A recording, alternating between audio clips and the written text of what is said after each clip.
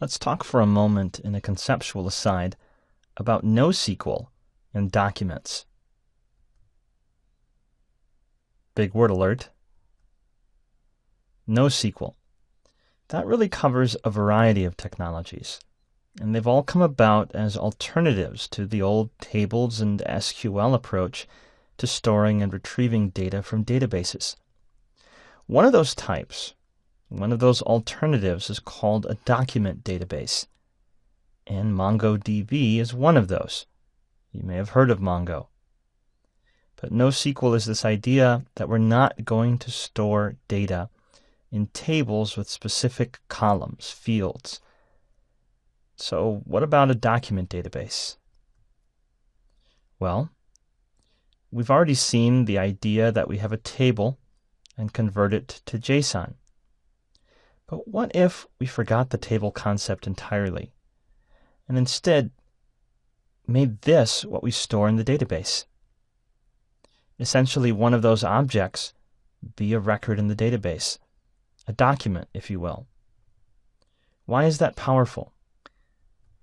Well, in the old days with SQL databases, we were really worried about repeating information. So relational databases were great because repeated information meant more hard drive space, and we were trying to minimize that. But a lot of time has passed since SQL databases first came about, and hard drive space is cheaper and significantly larger than it ever was. So that's not as big a concern as it used to be. Instead, what we're more concerned with is how often we need to change software. Things change quickly. It's a modern technological world. And so when I need to add a new field to my database, with SQL databases, that can be quite taxing and cumbersome. Or if my structure needs to change entirely at some point in time.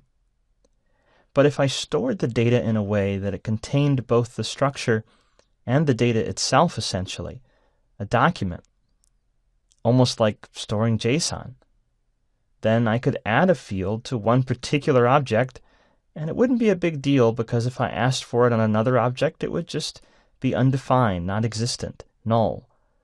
But that would be okay. And I could change my structure on the fly and still ask questions like, give me all the first names, as long as the fields are there.